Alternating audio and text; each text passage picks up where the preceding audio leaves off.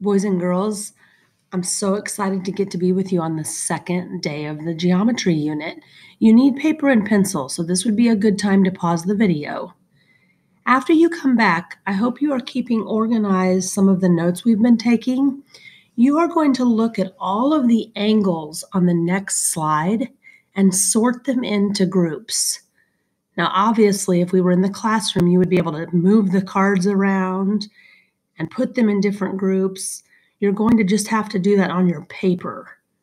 So you're going to need to write the letters down together in groups that go together. So look at all the angles. How could you sort them? I sorted them 2 different ways, but you might think of other ways. After you sort them and you have the letters in groups, try to describe how you sorted them. Give it a label or give it a topic of how you sorted the different ways you did.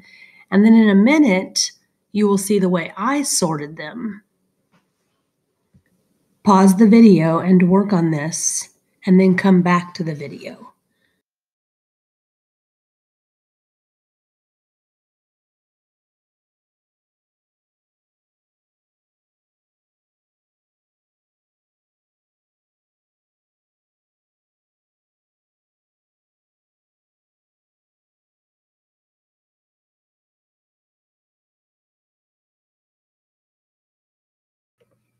Fourth graders, do you notice how I sorted the angles? Now, I am a math teacher. I've been around for a while. You might have sorted them in different ways. I saw that M and J, the pink ones, were square corners. And the R and the O seemed similar to me because they're just straight lines. And then I thought that the green ones looked wide. They looked like wide angles. And the blue ones looked like skinny angles. Maybe you sorted them a different way, and that is totally okay. I wish I was with you so I could see how you sorted them. Today we are going to discuss how to look at angles and look for angles in shapes so that you can figure out how large or small the measurement of the angles is.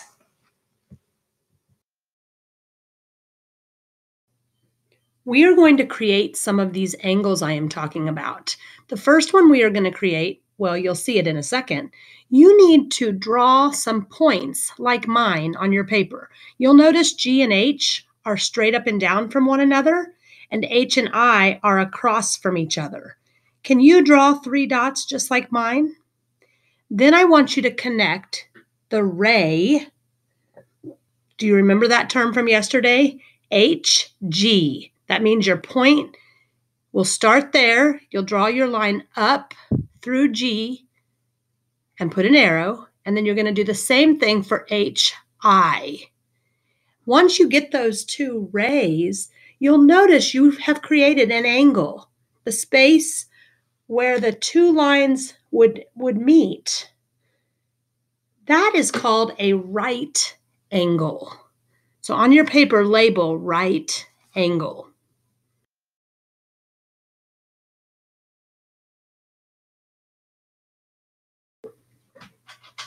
Okay, the next angle we are going to create, you need points A, B, and C. On your paper, create points A, B, and C in a similar formation. And then I want you to make ray BA and ray BC. What kind of angle is this? How large is the space between the 2 rays? Is it less than the right angle or more than the right angle? You're right. It is called an acute angle. Acute is less than 90 degrees. You might want to take a moment and label that on your paper.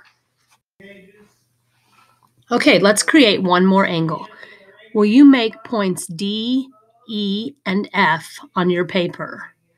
And try to get them in the formation that I have.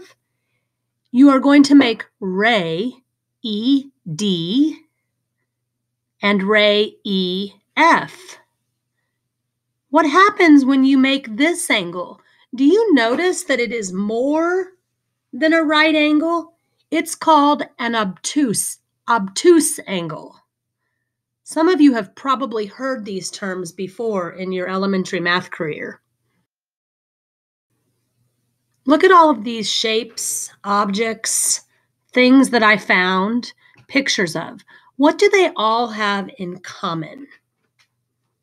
If you need to pause the video, do that for a second, and then look at what I think. You're right. They all have right angles. Some of them are rectangles and some of them are squares. You might want to get one of these right angle measurement objects if you would like to use them on this next activity. Some of you might need it as a visual, others of you will not. I want you to look at all of the angles in my shapes. Now, this is where the rubber meets the road, fourth graders. Do you see the angles in the shapes? You've been doing this since kindergarten. Trapezoids, the yellow shape, have 4 different angles, and I have some of the angles labeled. Do you notice how I have one angle on the trapezoid labeled? And then on another shape, I have 2 angles. Your task is to tell me what kind of angle each of the angles is. So like look at angle A and decide, is it more than 90 degrees or less than 90 degrees? And then try to remember which word corresponds. So less than 90 degrees is acute. More than 90 degrees is obtuse. On your paper, list the letters A through G. And right now, take time, you might want to pause, to decide what kind of angle each of them is.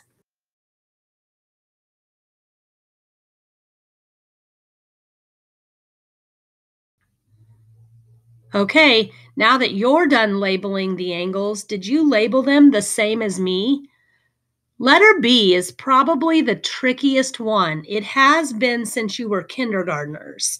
When that ding-dong shape is turned, it confuses everybody. What shape is that? I hear some kids saying rhombus, but it's not a rhombus. I mean, it technically is, which you'll get into more in 5th grade also, but it's a square. Look at it. It has right angles. Any shape that has 4 right angles and 4 equal sides is a square. Okay, so I concentrated mostly on the square, but you'll notice the trapezoid, angle A is obtuse. Do you see how it's wider than a 90-degree angle? Notice that the parallelogram, or the rhombus that's below in red, has an obtuse and an acute. So did the trapezoid, I suppose. And then notice that triangle down there had some acute angles, but it also had a right angle. Okay, now it is your turn to practice. I would like you to make a right angle, an acute angle, and an obtuse angle. And when I say draw 2 rays, well, that's what forms an angle. So draw 2 rays and make a right angle. Then draw a shape with at least 1 right angle. Try to draw different shapes than I did. Then do the same for acute and obtuse. You might want to pause while you try this, and then on the following slides, you'll see some of the answers that I have. These things will help you in your exit ticket today. And we will continue using this language as we continue this unit. Hopefully you took the time to try these on your own. Here are some of the shapes and the angles that I made. Notice there's lots of shapes with right angles. Then look at all my acute angles. I especially like my very acute angle. And then take time to look at all the obtuse angles. And you'll notice the pentagon has all obtuse angles. I just didn't label them. And then the blue triangle is called an obtuse triangle, which we'll get into later.